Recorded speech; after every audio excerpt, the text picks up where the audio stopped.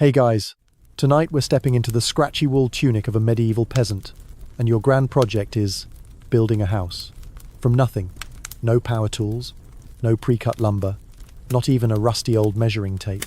Just your bare hands, a few borrowed tools, and an urgent desire not to be eaten by wolves or frozen stiff when winter rolls around. The grass is damp beneath your feet, and the air smells like wet soil, distant manure, and possibility. You're standing on a small, uneven patch of land that you've been granted or leased from the local lord. It's nothing special, just a soggy stretch along the edge of a village. But it's yours, at least for now. There's no road, no plumbing, no insulation, no Pinterest inspiration boards. Only birdsong, and the odd grunt of a pig wandering too close. You probably won't survive this, but let's pretend that you will. So, before you get comfortable, take a moment to like the video and subscribe, but only if you genuinely enjoy what I do here. And hey, let me know in the comments where you're watching from and what time it is where you are. I love seeing who's drifting off across the world. Now, dim the lights, maybe turn on a fan for that soft background hum, and let's ease into tonight's journey together. You take a slow step onto the patchy grass, imagining where your hearth might go. First things first, you need to mark out the size of your home, not with fancy blueprints, but with whatever you've got on hand. A stick, maybe a cord, your own pacing steps. 10 paces long, 6 paces wide. That's about right for you, your spouse, a couple of kids, and the occasional chicken who thinks she lives here too. The size isn't random. It reflects the reality of how much material you can gather, how much time you can spare between planting and harvest, and how long your back can hold out before permanent stoop sets in. It's a balancing act between ambition and survival. You scratch lines into the dirt to mark the corners. There's no exact right angle. Your square might end up more like a rhombus. But hey, character counts for something. You mentally place where the door should go. South-facing, ideally, to catch the most sun and the least wind. That's peasant feng shui. And here's a fun tidbit. Many medieval peasants didn't own their houses at all. The land and everything on it technically belonged to the local lord. Your home was more of a very fragile lease, think Airbnb, but with more mud and less Wi-Fi. But back to your plot. You kick away stones, yank up stubborn weeds, and try to level the ground with a rake-like contraption that might just be a glorified stick. As you work, a curious child from next door wanders over and offers unsolicited advice like, "My dad says your house will fall down." Thanks, Timmy. Very helpful.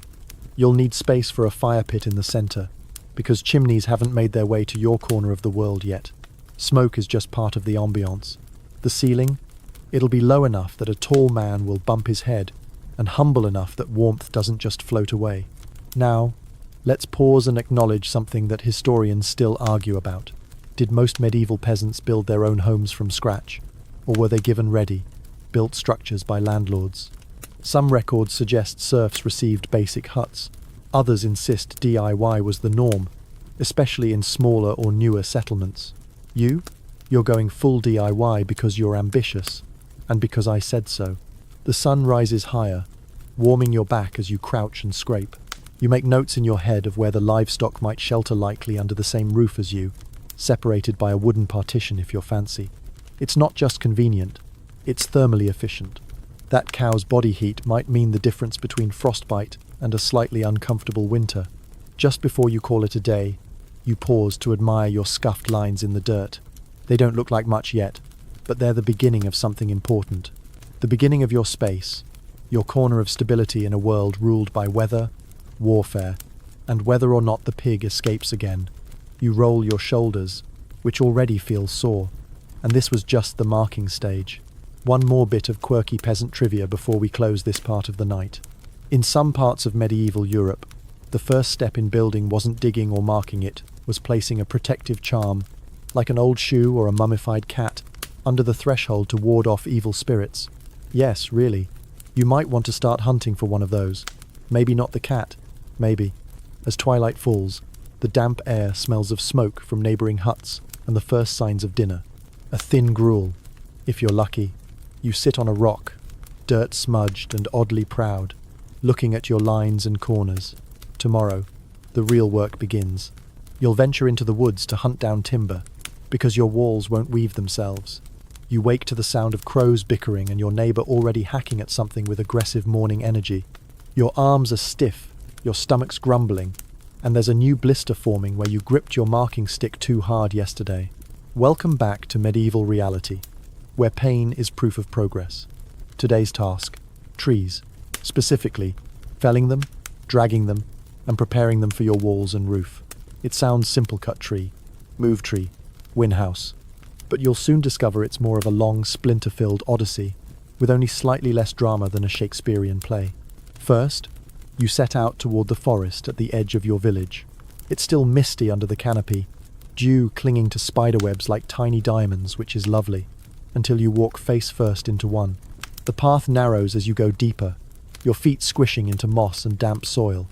Every crack of a twig sounds like it's announcing your presence to some ancient woodland spirit or a grumpy boar, possibly both.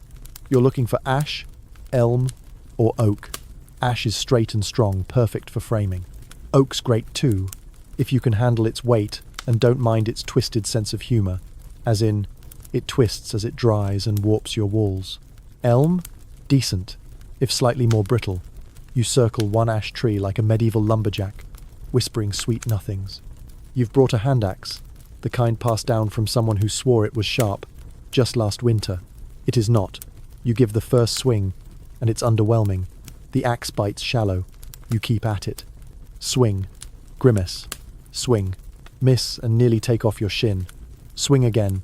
Eventually, the tree creaks, groans like an old innkeeper, and finally crashes down in a slow-motion sigh of defeat. Now for the fun part. Hauling.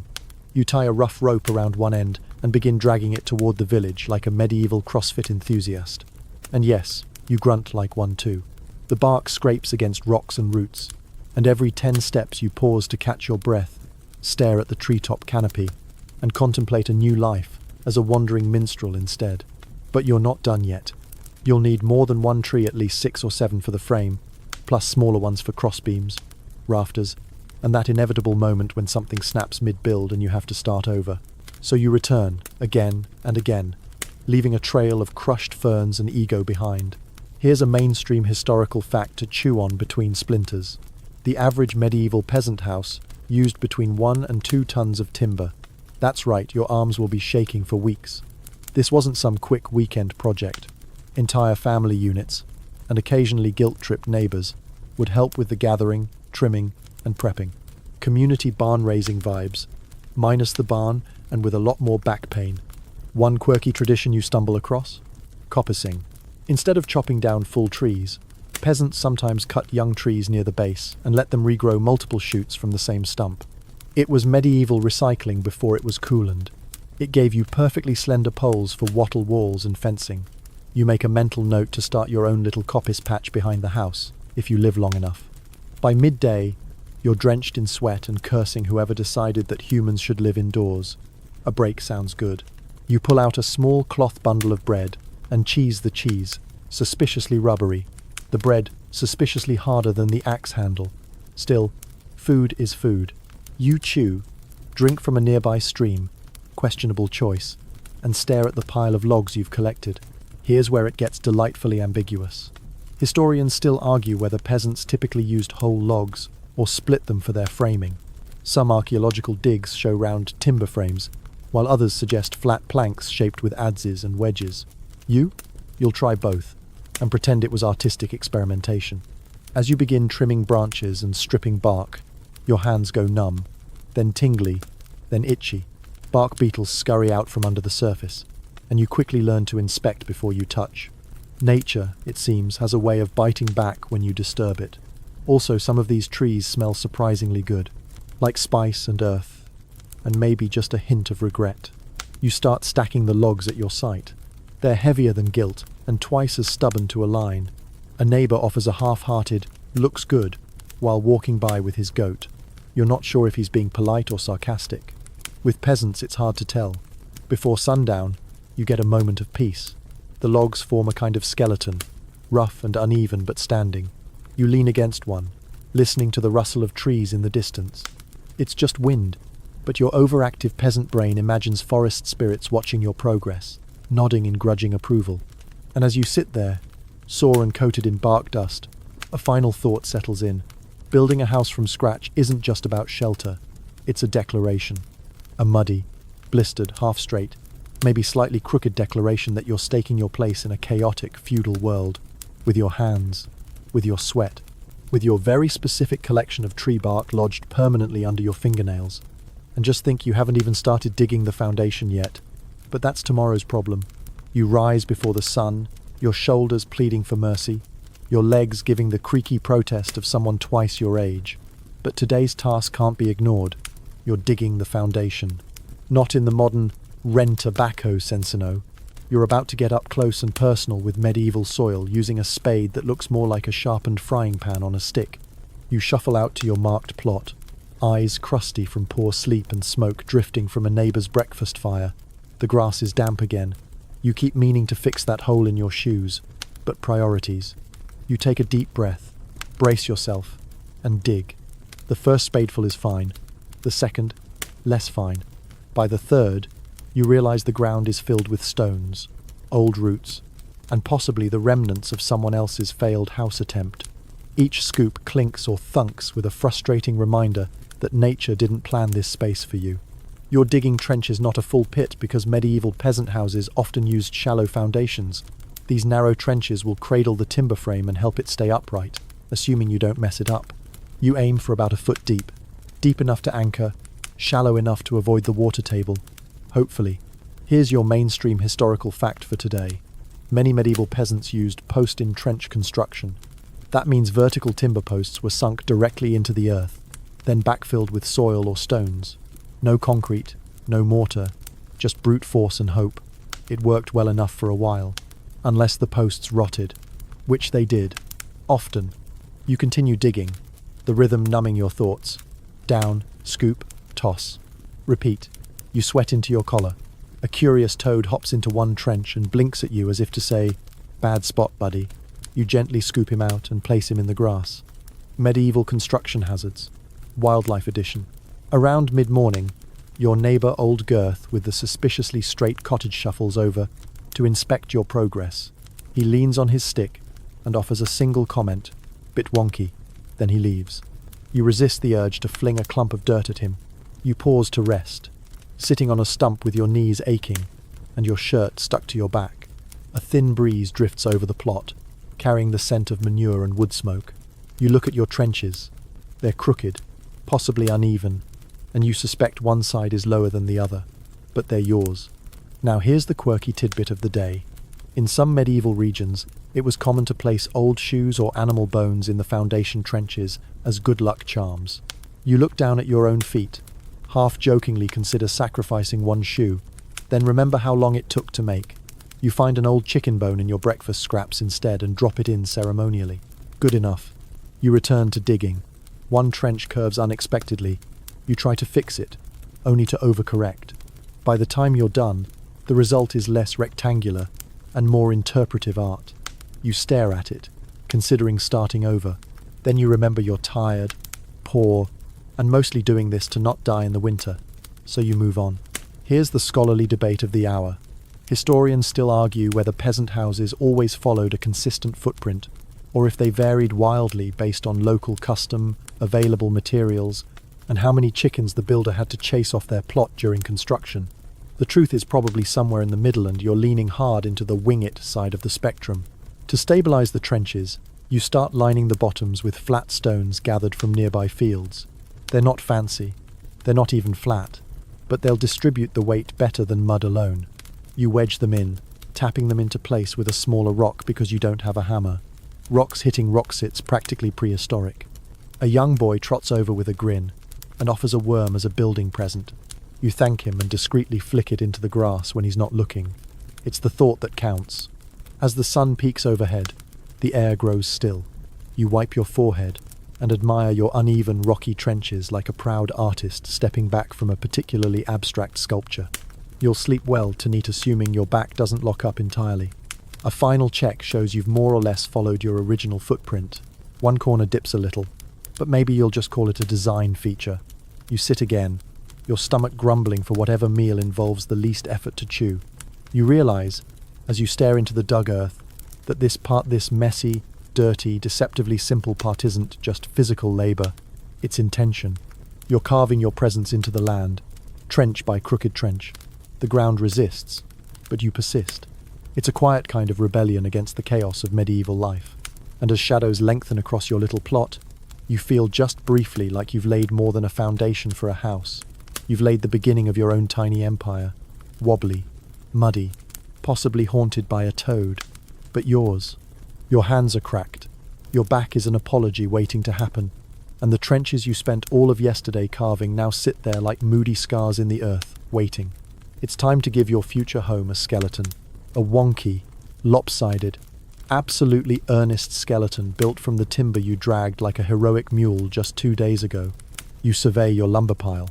Some logs are straight, others less soon resembles a lazy snake. Perfect. You're aiming for charm, not perfection. That's what you tell yourself anyway. You start with the corner posts, the big vertical timbers that will define the edges of your house, and keep it from collapsing into a romantic pile of regret. The method is deceptively simple. You dig post holes a little deeper than your trench depth and jam the vertical beams in. Well jam is generous. You tip, push, rock, wiggle, curse, and beg each post into place like coaxing an ox into a bath. You backfill with soil and small stones, packing it down with your boot. That's post 1. Only 7 to go. You try not to cry. This technique, known as post in trench, was standard for early medieval peasant homes. It was fast and used fewer materials, but it came with a downside. Eventually, the wood would rot at the base where it met the damp earth. Not your problem today, though. Future, you can cry about it in 20 years. You hammer in diagonal braces with a satisfying thunk, thunk, thunk that echoes like distant applause, or possibly derision. The village chickens gather to watch. One clucks judgmentally. You consider naming her Mildred, and blaming her for every mistake you make from now on. As you wedge in the horizontal beams that tie the vertical posts together, you find yourself inventing a medieval version of Tetris. Nothing fits quite right, but with enough determination and creative shaving with your blunt adze, things eventually look kind of okay. Rustic, handmade, totally intentional, and here's your mainstream historical morsel. The technique you're using is called wattle and daub. You're currently building the wattle frame, the woven lattice of branches that will hold up the daub, which is basically medieval mud paste. It was the backbone of peasant housing across much of Europe for centuries. Cheap, accessible, and surprisingly effective when it didn't fall over. You gather your saplings and flexible branches, mostly hazel and willow, and start weaving them between the uprights like the world's least ergonomic basket. You bend, thread, twist, and sometimes snap them by accident. The pattern is supposed to be tight, like a mesh of fingers interlocking. Yours is more like drunken knitting. Still, the walls begin to take shape. The woven branches hug each other in uneven lines. You crouch, you stand, you crouch again. It's like medieval yoga with splinters. And don't forget the bark dust that's now permanently embedded in your paws. People will think it's freckles. It's not. Midway through a particularly stubborn patch of weaving, a breeze kicks up and rustles your half-finished frame. It creaks like a ship ready to set sail. You stop and eye it warily. Is it moving? You brace one corner, retie a joint, and try not to imagine your house sailing off into the woods like a confused raft. Here's your quirky tidbit for today. In some communities, peasants would include carved faces or symbols in the beams to ward off evil spirits or attract good fortune. You pause and consider carving a small smirk into one of your posts. Not for spirits for style. Your future guests will be charmed, assuming you ever have any, and that they survive the entryway. You continue weaving. Time slows. The sun arcs lazily overhead, and shadows stretch long across your uneven frame. You hum a nonsense tune under your breath, part lullaby, part ward against exhaustion. Your fingers ache, your legs burn, and your lower back has started its own medieval rebellion. Then, as if summoned by your suffering, here comes Girth again. He squints at your weaving, scratches his beard and mutters, "Bit loose," then walks off without another word. Girth is both a menace and your quality control department. You take his criticism in stride and double back to reinforce the weaker sections. More saplings, more threading, more wondering whether house building was just a socially accepted form of masochism. Now for the scholarly spice. Historians still argue whether all peasants built their frames themselves, or if there was a kind of roving timber crew in each village who helped with construction. Some suggest wealthier peasants might hire or barter for help. Others think most folks were on their own, relied on communal work bees. You? It's just you, a few sarcastic chickens, and a deepening determination not to be shown up by girth. By dusk, you step back and stare at your wall frames. They stand, if slightly bow-legged, like proud sentinels of humble ambition. You drag your fingers across the woven branches. They're rough, imperfect, and already catching the setting light in a way that feels strangely beautiful. You sit in the grass, sipping from a cracked clay mug someone gave you for your birthday 2 years ago. It leaks slightly, but at this point, you find it charming. The breeze is cool now. Your woven walls rustle quietly. You close your eyes and imagine what it'll look like when finished, mud-packed, thatched above, smoke curling from a hearth. And you whisper to the evening, "Please hold together." It's not quite a prayer, but in medieval peasant terms, it's pretty close. The dawn breaks with a golden wash over your skeletal frame, and for the first time, it almost looks like a house if you squint, and if you've recently hit your head.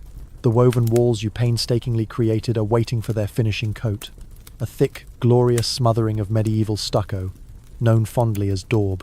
Today, you become a mud alchemist, a wizard of wattle paste, a high priest of dirt, straw, and other things best left unexamined.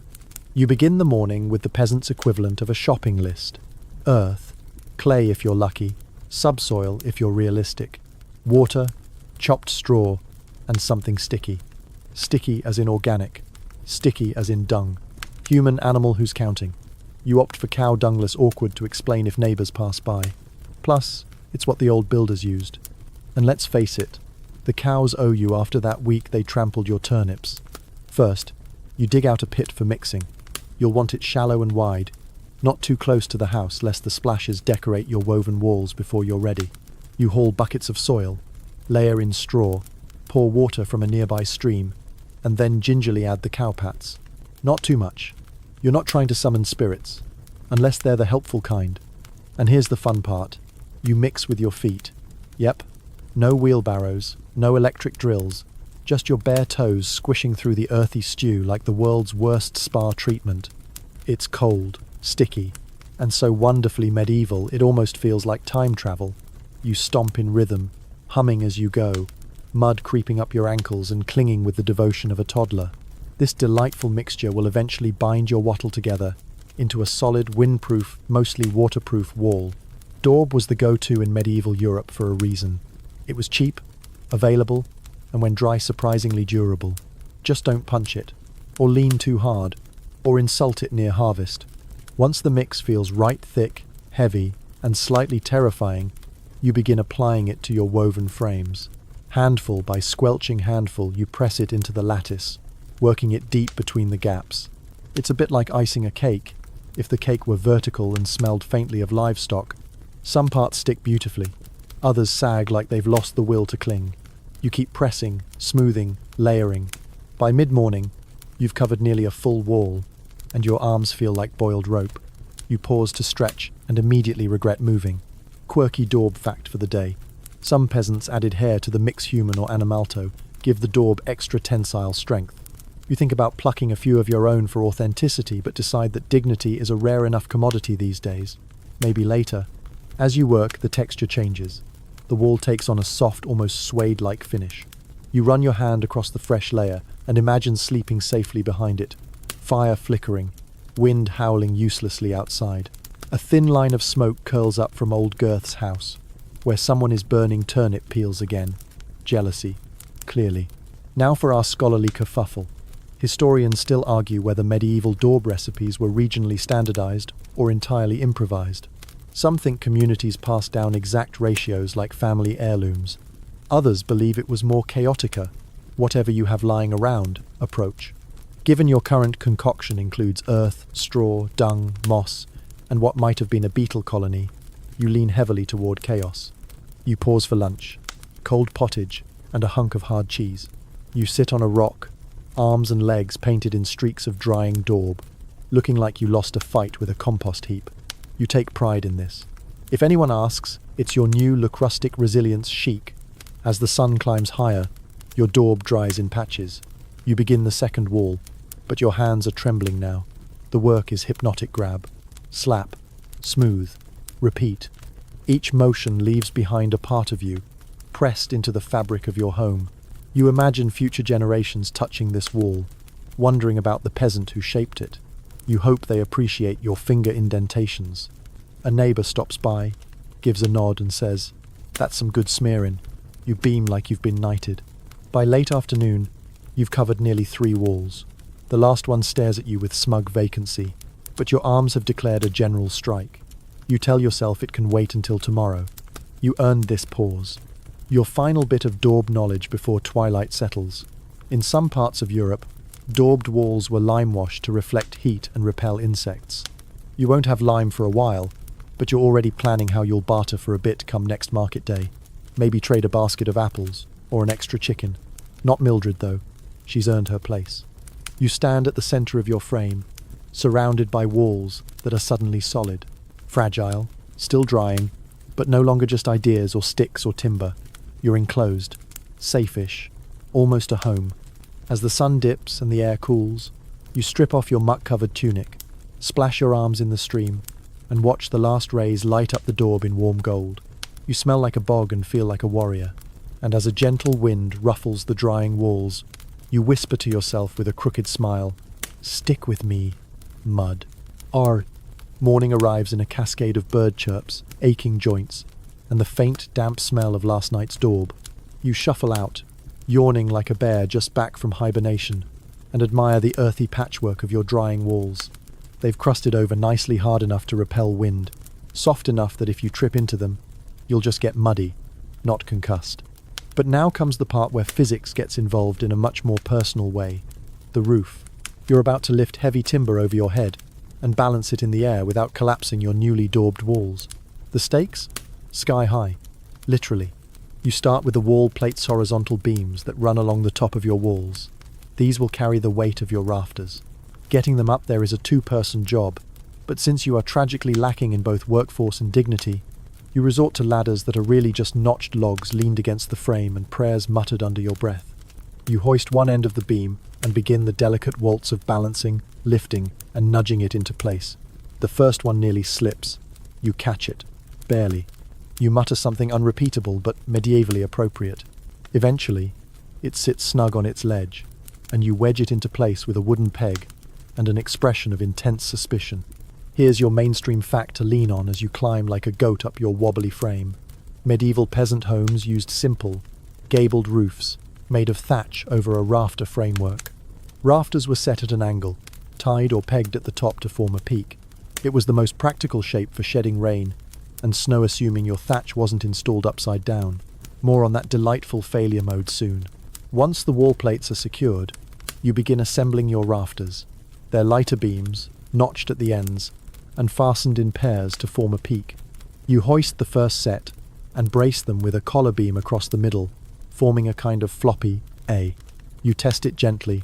It creaks. You test it more assertively. It stays. Victory.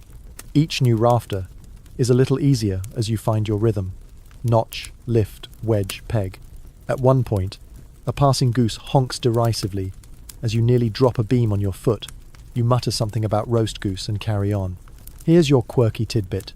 In parts of medieval Europe, it was common to attach a sprig of greenery or even a full tree branch to the roof frame once the final rafter was set. It was a celebration and offering to the spirits, or perhaps just a sign that no one had died during construction. You find a small pine branch and wedge it at the peak. It leans dramatically to the left, but you decide it adds flair. By midday, the frame of your roof stands proud and slightly askew, much like yourself. Now comes the thatch. You've been collecting bundles of reeds for weeks, drying them, tying them, hiding them from Girth, who once claimed, "All reeds belong to the village," which is just his way of saying he forgot to gather his own. You start laying the bundles at the bottom edge of the roof, overlapping them like awkward shingles. Each layer covers the ties of the one beneath it, forming a dense, sloped mat that rain should slide right off if you've done it correctly. You press each bundle down with a hazel rod, then tie it tightly to the rafters with twine made from twisted straw, or old wool strands. It's a test of patience, balance, and your ability to not scream when the twine snaps back into your face. Thatching is its own quiet art. You settle into a rhythm lay, press, tie, scoot over. The roof begins to resemble a golden shag rug draped over a crooked skeleton. You're not sure if it's beautiful, or if sleep deprivation has just made you sentimental. Now for today's scholarly murk. Historians still argue whether peasants typically thatched their own roofs, or relied on specialists. Thatching was a skilled craft, and in wealthier towns there were entire guilds for thatchers. But out here in your humble patch of earth, it's a solo mission. Well, solo except for the goose, who has returned to supervise. You get halfway up one side before you run out of reeds. You make a quick trip to the marsh, wading into thigh-high water with a basket and a look of mild despair. A leech makes your acquaintance. You return triumphant, slightly paler, with enough reeds to finish the job and one very confused frog in your boot. As the sun begins to dip, your roof nears completion. You cap it at the peak with a ridgeline of especially tight bundles, pressed down like the cherry on a cake if the cake had fleas, and weighed half a ton. The last tie is knotted, the last reed tucked. You climb down, knees shaking, and step back. Your house, your ridiculous, lumpy, glorious mud and wood hut, now has a hat, a thatched hat. It sways a bit in the breeze. You sway a bit too. It's a bonding moment. You sit on a stump, watch the light filter through your smoky window hole, and let the silence settle. You're still filthy. You're still sore. But tonight, if it rains, you'll stay dry. Mostly. Unless, of course, you accidentally thatched upside down, which, historically, peasants have done. Just putting that out there. You wake up to the soft hiss of wind against reeds, your thatched roof whispering overhead like an ancient lullaby. The structure held through the night, no crashing rafters, no surprise leaks, no woodland creatures nesting in the eaves. Yet, a small victory. A smoky-smelling, hay-dusted, possibly sheltering, a weasel victory. Today, you tackle the heart of the house, the hearth. And by hearth, you really mean a stone and mud construction that does double duty cooking area by day, soul-warming smoke sauna by night. It's not just about heat, it's about survival. Fire is the only thing standing between you and becoming a human popsicle next December. First things first, location. Dead center of the house is your best bet.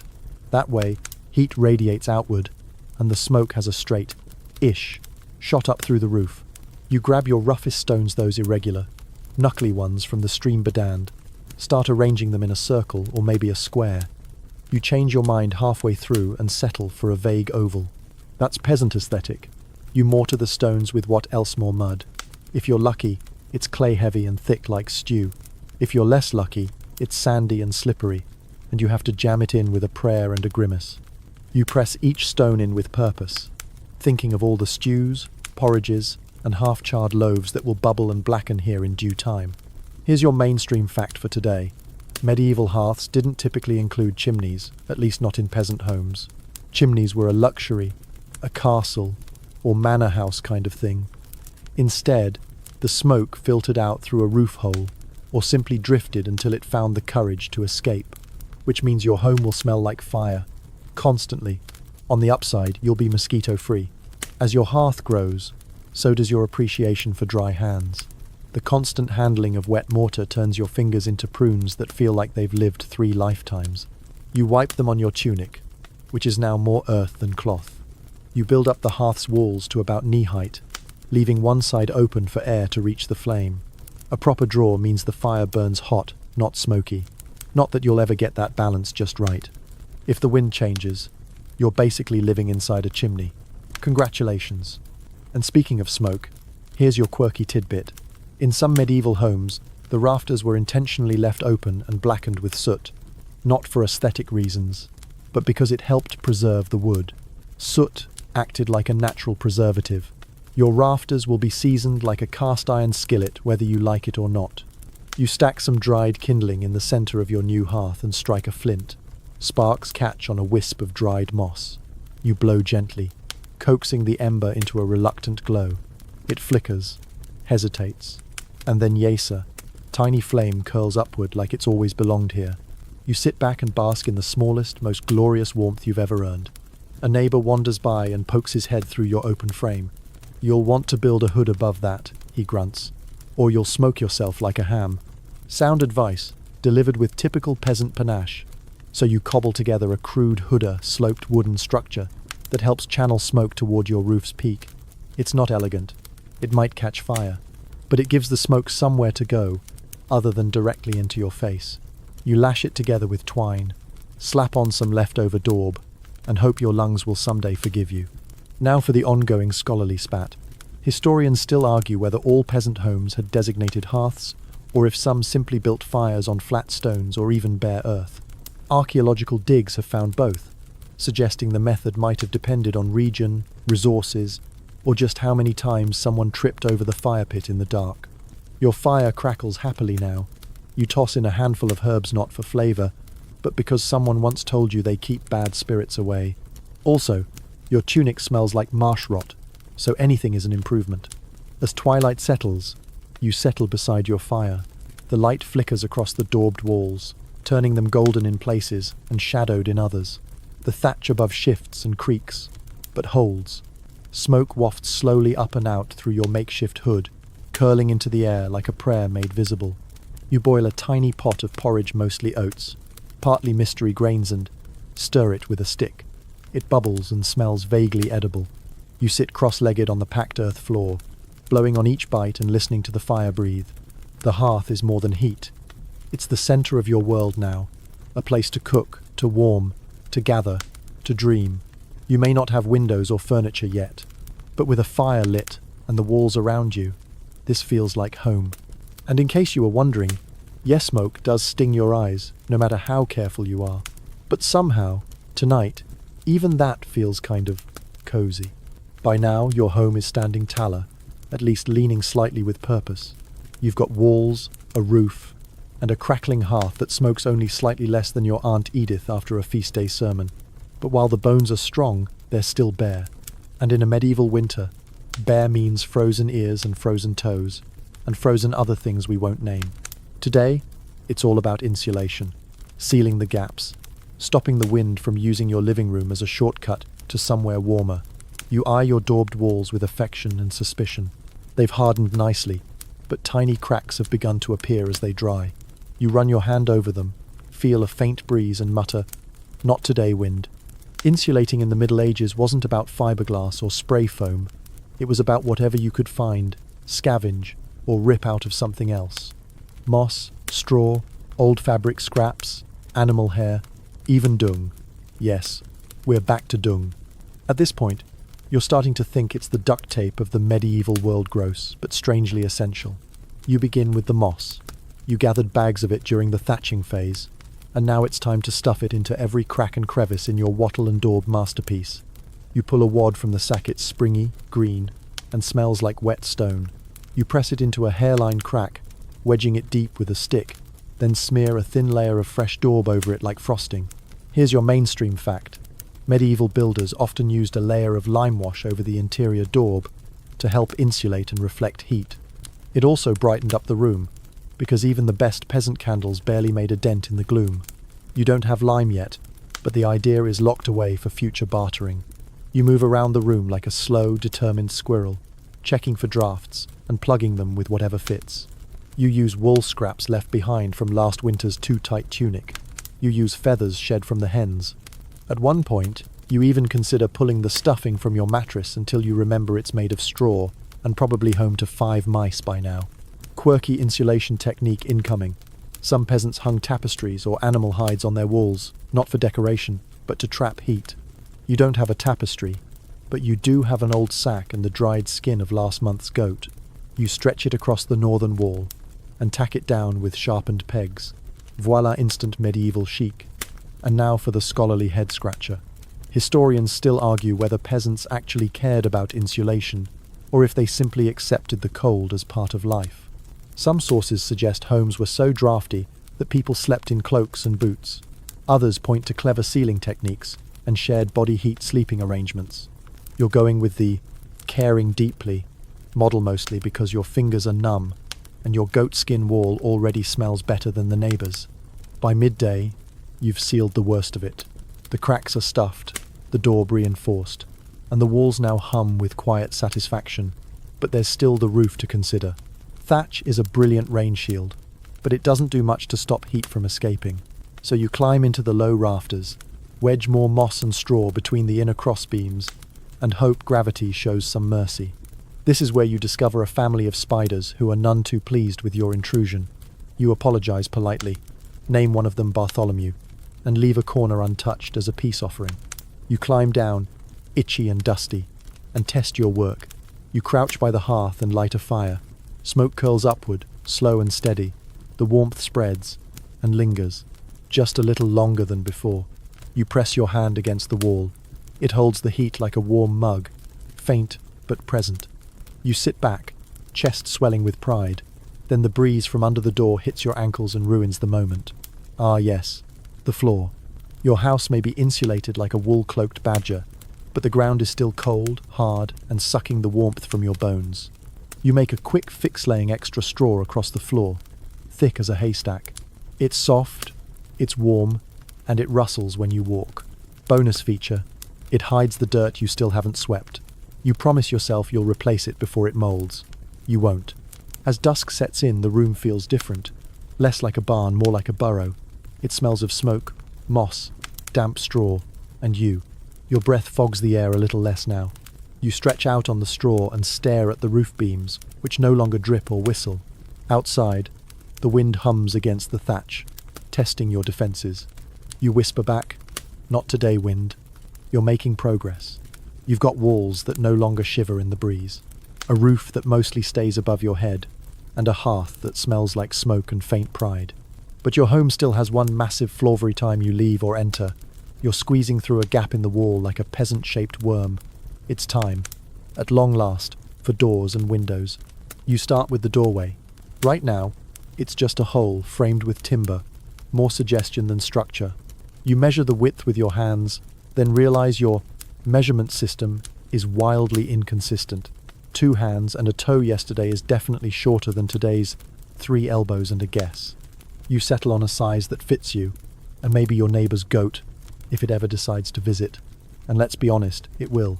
To build the door, you drag out a few leftover planks from your timber pile. These are warped, cracked, and blessed with the sort of character realtors now call historic charm. You lay them flat and connect them with 2 horizontal braces. Then, for good measure and stability, you add a diagonal brace across the center. It doesn't look elegant, but it looks like it won't fall on your head, and that's progress. For hinges, you get creative. Metal is precious and rare. You don't have iron, you barely have nails. What you do have is leather. You cut strips from an old hide, drill holes in the frame and the door using your trusty awl, and lash it together like some kind of medieval MacGyver. The result? A door that opens and closes with a noise somewhere between a groan and a long, drawn-out sigh. You love it. Here's your mainstream historical fact. Medieval peasant doors were often planked and held together with wooden pegs, leather straps, or hand-forged nail sif you could afford them. The wealthier your village, the fancier your door. Yours, well, let's call it rustic security. It keeps the weather out and the chickens in, most days. Next up, a latch. You fashion a wooden peg that slots into a carved groove on the inside. From the outside, just a loop of twine that you can tug if someone's home to open up. Medieval privacy levels, moderate to low. You test the door. It opens. It closes. It even stays closed if you wedge a rock against it just right. You've officially entered the era of having an actual entrance. Then there's the window situation. Currently, you have none, which is great for insulation but terrible for, seeing things. Light, air, whether Girth is spying on you from his suspiciously straight doorstep again.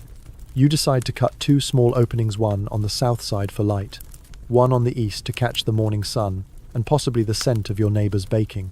You saw through the daub and wattle with careful strokes, trying not to crumble the whole wall. When the last twig falls away, daylight spills through like you've just punched a hole in the sky. You frame the openings with slender sticks and reinforce them with leftover daub. For covering, oiled cloth. You smear a thin layer of animal fat over linen scraps and stretch them across the opening like primitive frosted glass. It diffuses the light, keeps the breeze at bay, and adds a faint bacon scent to your living space. Win-win. Here's a quirky tidbit. Some peasants covered their window holes with bladderies, animal bladder stretched and dried, like translucent parchment, supposedly waterproof and surprisingly sturdy. You eye your goat and decide to stick with cloth. For now, as evening approaches, you stand outside your home and admire your handiwork, a door that swings and doesn't fall, windows that glow soft amber in the fading light. You're basically an architect.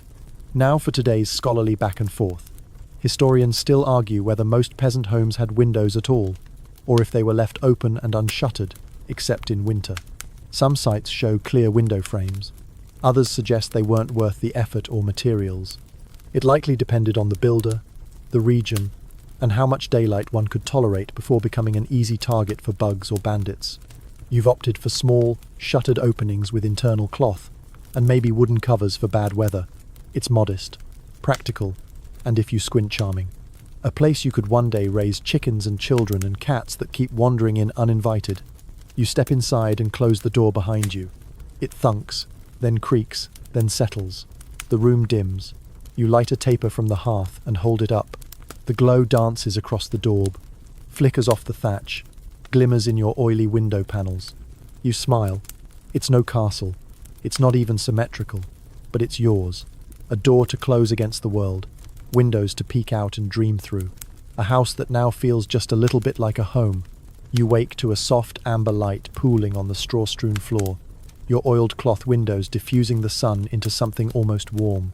The fire has dwindled to a smoulder, the embers winking lazily like they're not quite ready to face the day either. You stretch, yawn, and realize that while your house may be small and faintly smoky, it now has one glorious thing: potential.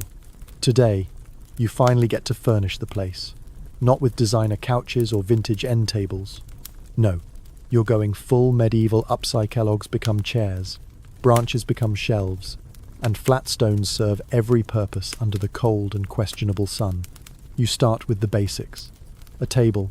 You drag in a wide, uneven plank you've been saving and set it atop two sawn-off stumps.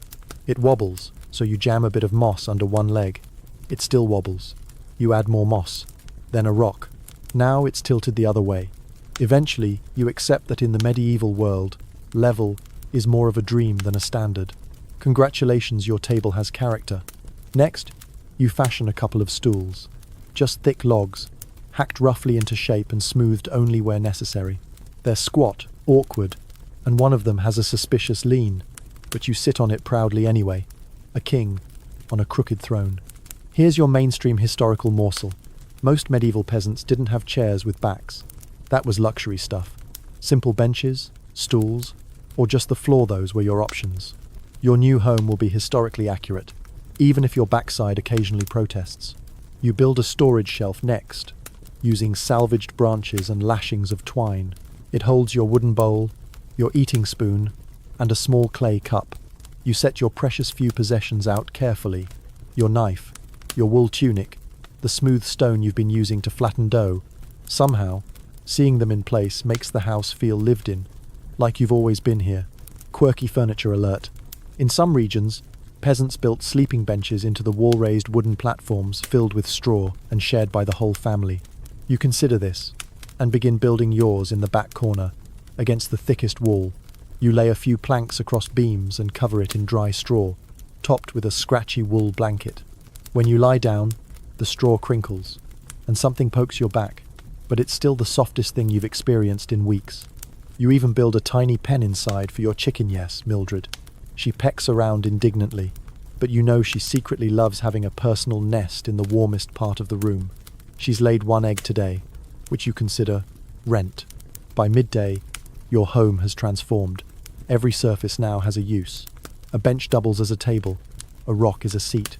The space near the hearth is the kitchen, the corner by the window is your bedroom, and the spot where the roof leaks just a little is officially the indoor rain detector.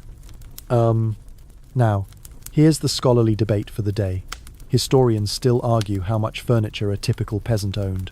Some suggest only the barest essentials: a table, a bench, maybe a chest.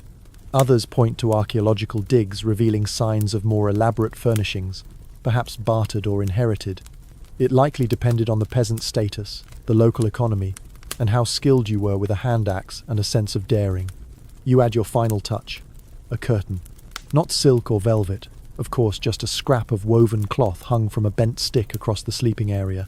It adds the illusion of privacy in a one-room house, which is basically peasant theatre. As twilight sets in, you light a candle stub and place it carefully on the shelf. The flickering glow softens every corner. Your straw bed beckons. The roof creaks gently in the wind. Mildred settles with a final disapproving cluck. You sit for a while, hands resting on your lap, gazing around your hand-built sanctuary. Each piece of furniture tells a story. That stool, made with 3 near blisters and 1 big splinter. The shelf almost fell and crushed your bread bowl. That bed, the result of an hour-long argument with a knot in a beam that refused to give up. But it's done. You've furnished your home. Maybe not elegantly, maybe not even symmetrically, but it's yours. Every notch, every peg, every hastily tied joint, it all holds your effort, your stubbornness, your grit.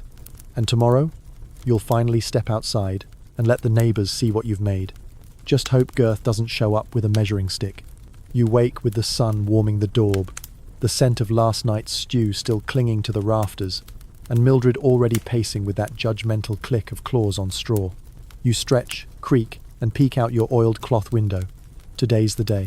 You step outside with the weary pride of someone who has survived both mud and the emotional journey of crafting a 3-legged stool.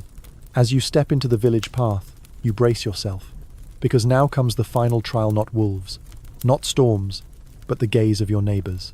You wander down the muddy lane, passing a parade of cottages, each one whispering 1,000 stories in their creaks and chimney smoke. Girth's house leans suspiciously less than before, which, to be honest, feels personal. You nod politely at his garden, which somehow has straight rows. Show off. You pause to inspect the nearest neighbour's home. The daub on the walls is smoother than yours. Someone had better clay or more time to tinker. The roofline is straighter, but there's a chunk missing where the thatch must have given up during the last windstorm. You make a mental note that even the perfect houses have their battle scars. Here's your mainstream historical reality check. Peasant villages were often built collectively, with families assisting one another in stages. Sure, you did a lot of it solo, but don't be surprised if the whole hamlet showed up to comment a judge. It was like living inside a very muddy episode of a home makeover show, minus the prize money, and with more livestock wandering through the set. You make small talk.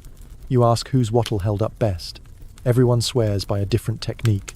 One neighbour insists you should have used goose fat in the daub. Another claims lining the inside walls with cabbage leaves keeps spirits away. You nod, file that under maybe a prank, and keep walking. Now, quirky tidbit of the day. In some villages, it was customary to name your house seriously. Little wooden plaques or just carved symbols near the doorway. Pig's End, Crooked Hollow, Turnip Nest. You start brainstorming your own. Lean to luxury, the hearth hazard. Mildred Manor has a nice ring to it. Girth is already outside, predictably waiting by his door with a toothpick and an arched eyebrow. I saw your rafters, he mutters, little crooked. You smile sweetly and reply, it's called architectural whimsy. He doesn't laugh. You both stand in mutual peasant standoff for a moment before his goat wanders between you, demanding attention and lowering the tension. The two of you eventually share a cup of weak ale, sitting on your respective stumps. You swap building stories, comparing who nearly lost a toe to a rogue beam, who got the worst daub rash, and who fell off their roof. It's a rite of passage, this ritual of gripe and brag, and before long Girth's face softens. Maybe it's the ale, maybe it's mutual respect, maybe it's just that his door squeaks louder than yours now. The scholarly debate this time? Historians still argue whether villages had designated house sizes based on role, rank, or needer, whether it was all improvisation and elbow room. Some records point to patterns: wider homes for extended families, narrow ones for couples or widows. Others suggest it was a chaotic dance of space, mud, and whatever land was left after the pigs were done trampling it. You stroll home as the sun dips low, painting the thatched rooftops in gold. You pass children poking at puddles, someone fixing a broken fence with what appears to be a spoon, and a woman shouting lovingly at a sheep in her garden. When you reach your own little hut, You pause. From this angle, with the hearth smoke curling lazily, the glow through your cloth windows soft and warm, it looks right. Not fancy, not flawless, but undeniably yours. You walk inside, pull the door closed behind you squeaky hinges, and Alan take it all in again. The furniture, the hearth, the walls patched with moss and stubborn hope. You've done it. You sit on your wonky stool, stretch your legs, and exhale. Through the window, the laughter of your neighbours drifts in, mingling with the crackle of fire and the gentle complaint of Mildred settling down on her perch. There's a soft kind of magic in this stage, the moment where survival becomes routine, where the chaos of construction shifts into the calm of habitation. The drafts still sneak in, the roof still creaks, but for the first time, it feels like you belong here. Not just in the house, in the village, among the gossip, the goats, and the glorious peasant nonsense of everyday life. The wind shifts just before dawn, slipping through a tiny gap in the shutter and brushing your cheek with a chilly whisper. You blink in the soft gloom of your little house, that in-between light when even the fire hasn't woken up. And there it is, the realization that there's nothing left to build. No more weaving, no more sawing, no more stomping in dung like a determined baker with no sense of smell. This is your home now. You stir the hearth with practiced ease. The embers glow, then flare. A few sticks, a little breath, and it comes back to life, warm and crackling, casting flickering shadows on your daubed walls, like they're dancing in approval. You shuffle across the straw, still crunching underfoot, still holding its musty perfume. It's not quite comfort, but it's familiar, the kind of scent you start to associate with belonging. Outside, the village wakes slowly. You crack open the door still squeaky, still stubborn and lean against the frame. Smoke curls from a dozen thatched rooftops. Somewhere, a goat protests breakfast. The sounds are soft, rhythmic, stitched into the day like background music for survival. You step out, just for a moment, taking in the full view of your house. You tilt your head. It's still slightly crooked. One shutter hangs a bit looser than the other. The roof dips more on one side, like it's shrugging off expectations. But it's beautiful. You've learned every inch of how the north wall groans when it rains, how the hearth flares when the wind turns, how Mildred insists on roosting in the doorway even though she has her own corner. You know the way sunlight moves across the floor. You know which stones are warmest to sit on. You know that when you close the door and latch it tight, you're closing out more than the cold you're sealing in your own little world. Let's wind things down with one last historical tidbit. Some medieval houses had no locks, only latches tied with string, and in a close-knit village, that was often enough. Your door has a latch and a rock, and honestly, that's all you really need. Security through simplicity. Here's your final quirky thought. In some folk traditions, houses were fed by leaving offerings bread, milk, coins hidden in walls or buried near the hearth. Tokens to ensure prosperity, warmth, or just a good night's sleep. You think about the chicken bone you tossed into your trench way back in Section 3. Maybe that was your offering, maybe it worked. And finally, a scholarly debate to tuck under your straw-stuffed pillow. Historians still argue whether these humble homes were as temporary as once believed. Some collapsed within a generation, others stood for decades. What made one house last longer than another? Was it the wood? The daub? The stubbornness of the builder? You look around and quietly wager your bet on sheer, bull-headed persistence. You sit near the hearth, your back to the door, fire crackling low. The house hums in its quiet way. Wind presses at the thatch, but the walls don't flinch. You pull your blanket close. Mildred snuffles in her corner. And you realize something gentle and undeniable. You built this, with splinters and stumbles, and a few expletives whispered into straw.